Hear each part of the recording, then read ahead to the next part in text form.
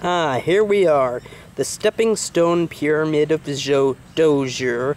It's amazing to think that with simple mud bricks that were used to construct mastaba, which were the predecessor to the pyramids, the pharaoh was able to build such a glorious monument. Now, as you'll note, it is in stepping stone fashion. So all the workers had to do was basically just build a ramp to quarry the bricks up, and then once one mastaba was finished, they could build on top of another and another, and then finally they had the completed product in here. Now, as I mentioned, the architect behind this was Imhotep, which these days is most famous from the Mummy trilogy. It's the Mummy's curse! Run in! Mummy curse! Mummy curse! He's coming to eat us! Alright, mister, watch too many horror films. Here is the truth about the mummy. That was just a bunch of Hollywood fabricated lies. In reality, Imhotep was one of the most highly regarded Egyptian architects, and because and looky, and I don't believe in just mummy mumbo jumbo. That I would have wanted to stand up there one day.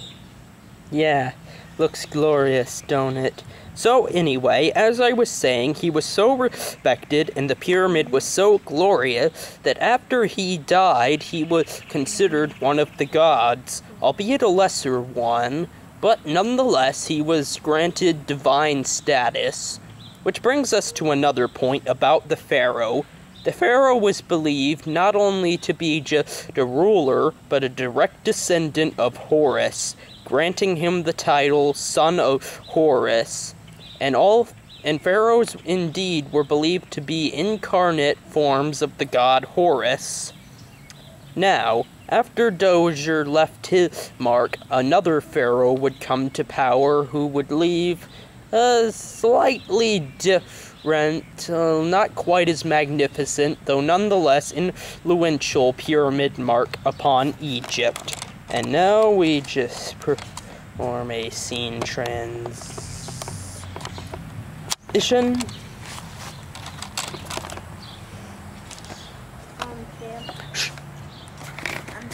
Yeah. How do I say I want to say it the hotel tonight? Just say it. Okay. How would the hotel manager understand it? People in Egypt can speak English. Okay. Okay.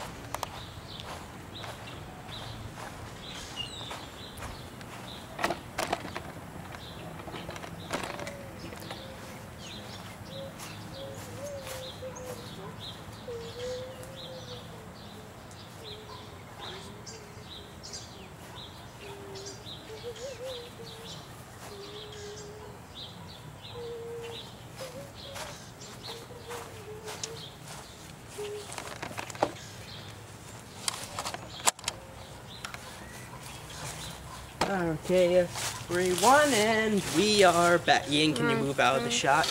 Okay, everyone, so we are back.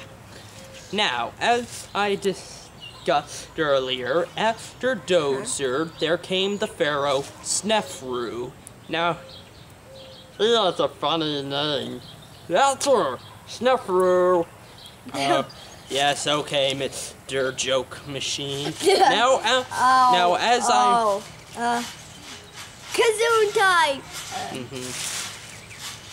Or Snefru. Okay, everyone, let's get back to the show. Now, Snefru was always living in Dozier's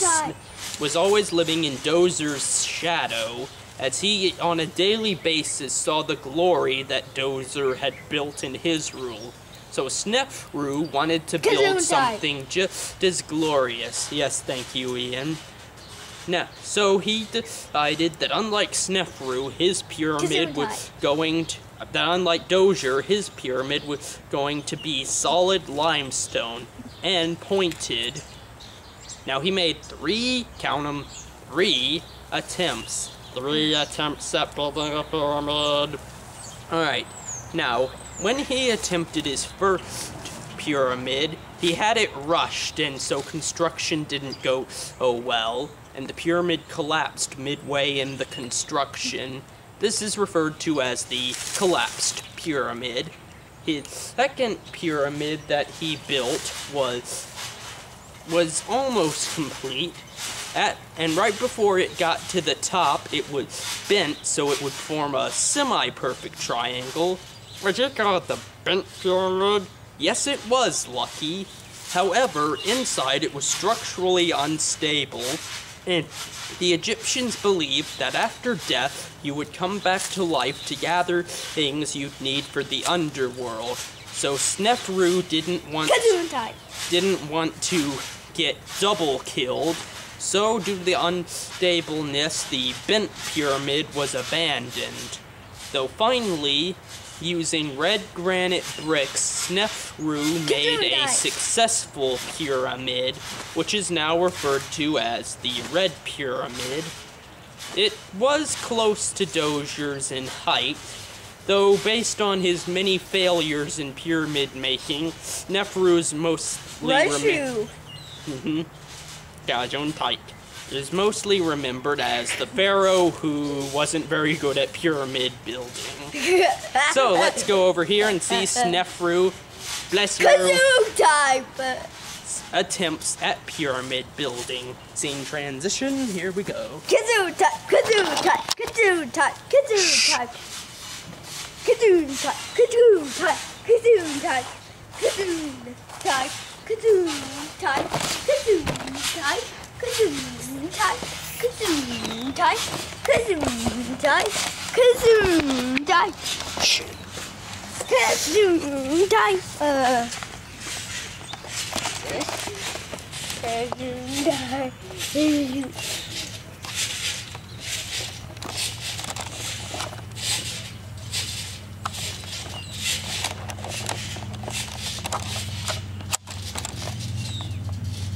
Alright, here we see the collapsed pyramid.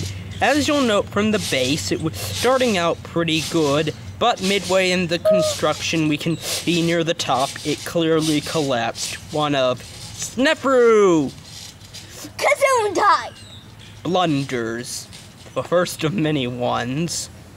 Now you have to understand that when the Egyptians built the pyramids, they only had copper tools to build them with, meaning that after a certain number of whacks, the tools became essentially useless and had to be re-smelted, so he couldn't afford to have delays. More importantly, the Egyptian lifespan wasn't very long, so he was literally racing against the clock. Now if we move over here, we will see the bent pyramid. Yes, Ian? The Egyptian sun is going down. It's cold in the desert at night. Don't worry, Ian, we've got time. Now as we can... Yes, I know. We better hurry, or we will be left in the cold. I know what to do. When we finish this shoot, I will go a hotel. Okay, Ian. So as we can see here, this was the bent pyramid. It looks like a 3-year-old built it. Okay, Mr. Architect, let's give Snefru his props for at least attempting to build a pyramid. Yeah, a pyramid. Though as you can see, it does look rather structurally unstable. And finally, we see the Red Pyramid. The Red Pyramid was that created by Ron Rip's dishes? No, it originally was encased in red granite. Though most of it has faded now, it must have been something to have seen it in its heyday. Heyday? Yeah. Is that when it grew hair? No, man, that's when they grew hay. And everyone said, Snefru, Snefru, because they had hay fever. No, heyday means that's when it was at the height of its glory. Now, as we will see in our next bit, there came a pharaoh even more glorious than Dozier or Snefru. for he was Khufu. And he's coming up next.